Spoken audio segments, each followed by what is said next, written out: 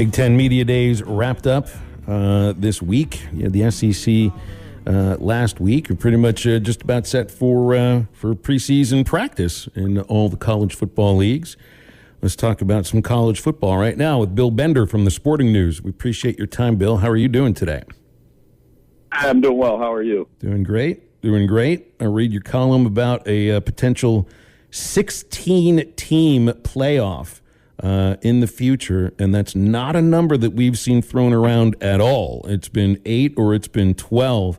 Does this coincide with the SEC kind of, Greg Sankey openly discussing the possibility of a 2-league playoff and Kevin Warren not shooting it down yesterday on 24/7 Sports? You see these two things kind of working together at all? Well, I mean, Kevin Warren and Greg Sankey aren't the only ones that have kind of let the idea of a 16-team playoff happen. Gene Smith obviously said as much in the Pete Thamel report this week. Some of the coaches at Big Ten, we asked them about it in Indianapolis. And, when Barry Alvarez doesn't, swat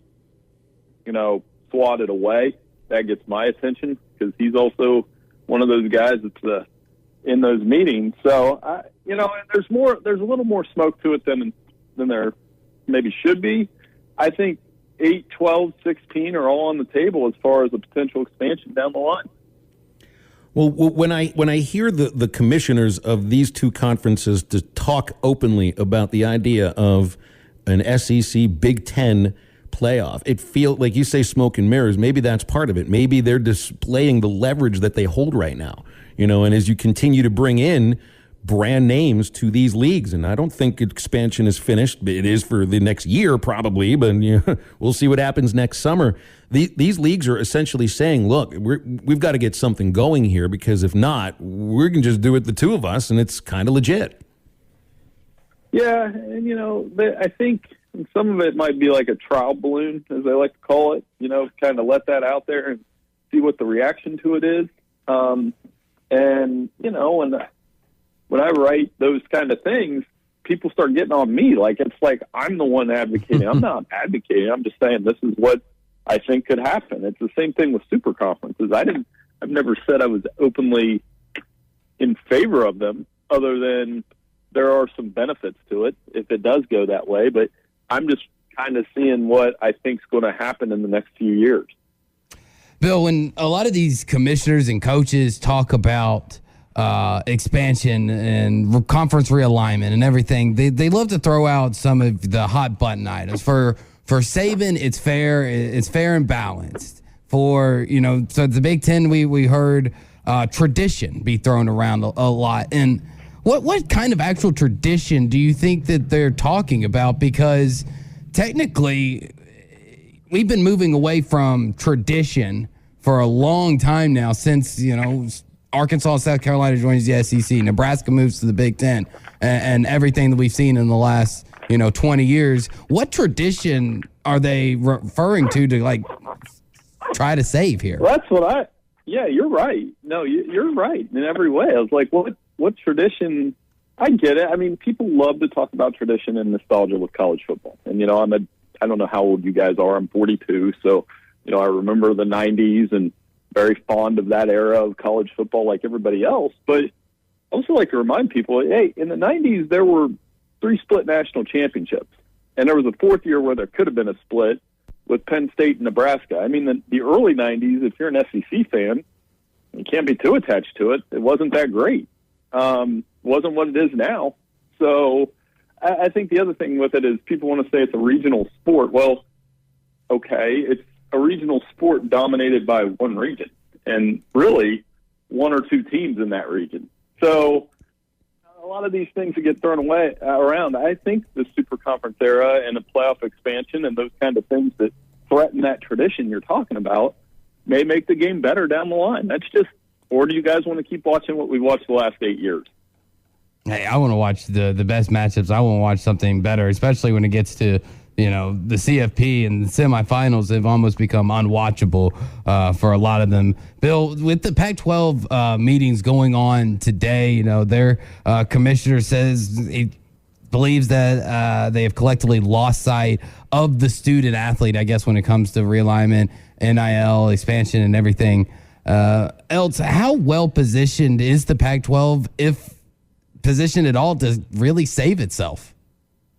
Yeah, he's throwing some daggers out there today, for sure. Yes. And because he's probably pulling them out of his back to throw them back, and that's what happened. They had an alliance with the Big Ten, and that went away. And they apparently are fighting off the Big 12, and that went away. That's going to continue because conference is in a tough spot because, like the Big 12, I'm actually impressed with the way it's been able to survive, knowing that its two biggest brands are going to leave. And I don't know how long that will last, but it's impressive. Now, can the Pac-12 do the same thing when not the two biggest brands, but certainly the most prestigious brand out of the biggest market is gone in USC? I mean, that's one that we care about here in Big Ten country. And maybe I'm speaking out of turn, but I think you guys, if there's a Pac-12 program you pay attention to, it's USC, right?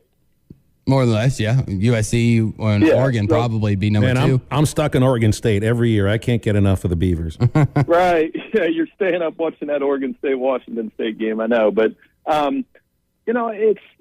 it's going to be tough for them to survive knowing that those brands are going to the Big Ten, that it took the Los Angeles market with them and everything that triggers off of that.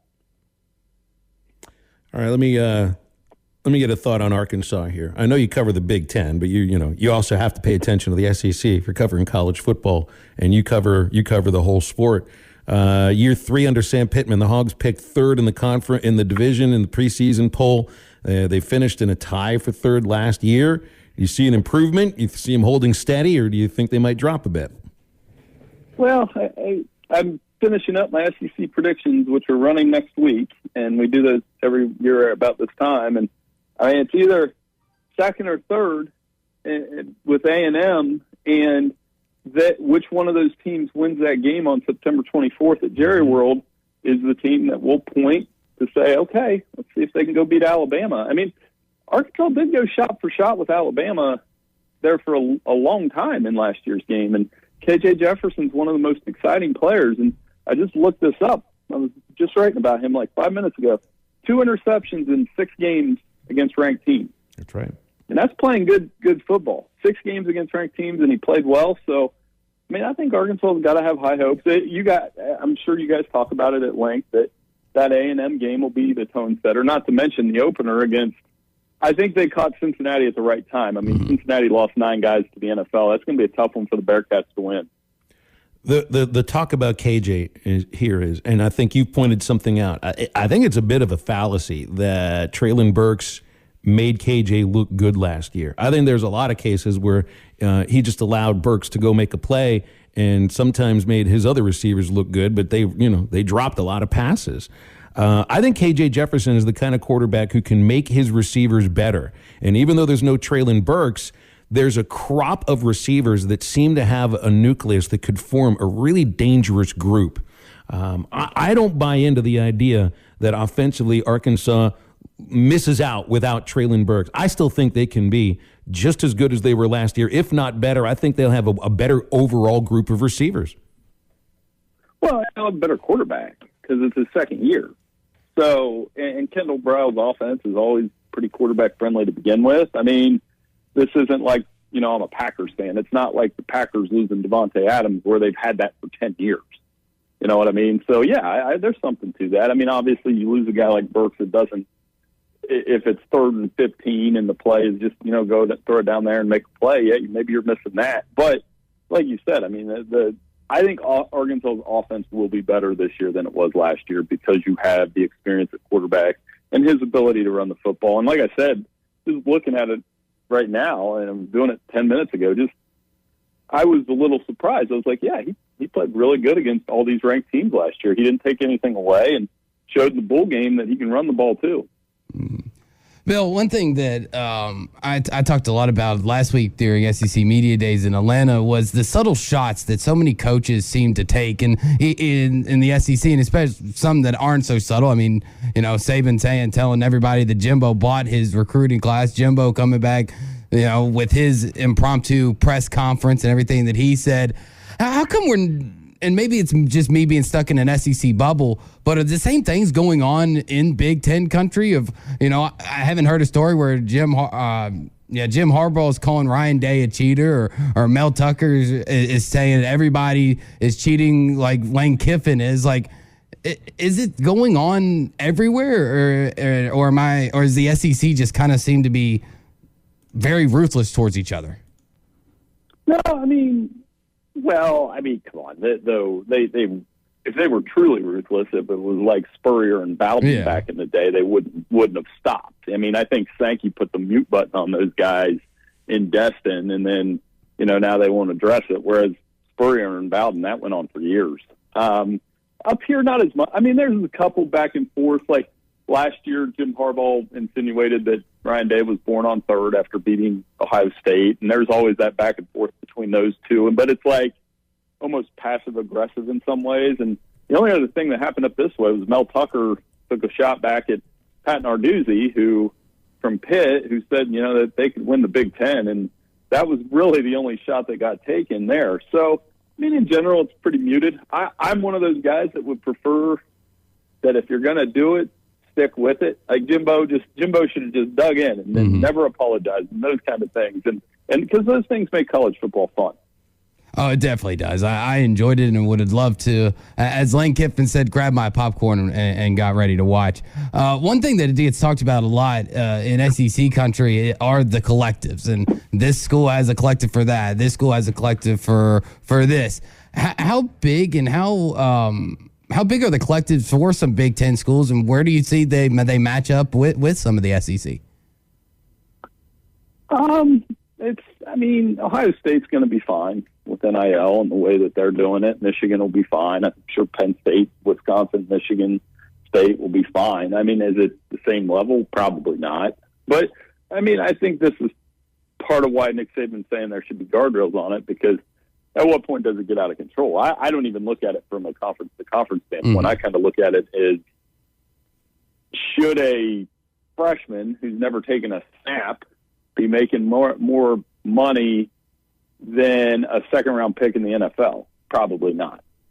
But if they're going to pay it to him, I can't say, well, of course, if that was my kid, I'd be like, yeah, you're taking the money too. So it's one of those things that I still think it's going to take a few years to really iron out what those guardrails might be. But in the short term, yeah. And something I was taught too is like, don't believe, in some cases, just don't believe the money that's being thrown out there, because it might not be true.